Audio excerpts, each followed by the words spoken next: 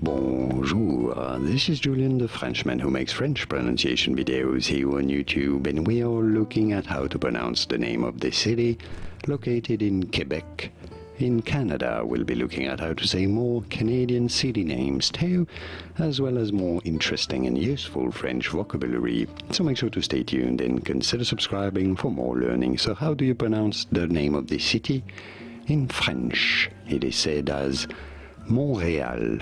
So ignore the T there, it is silent, because Mont, M-O-N-T, is French for mount, but you do not pronounce the T when you have that word, which is said Mont, and then Réal, Montréal. Pretty straightforward once you know.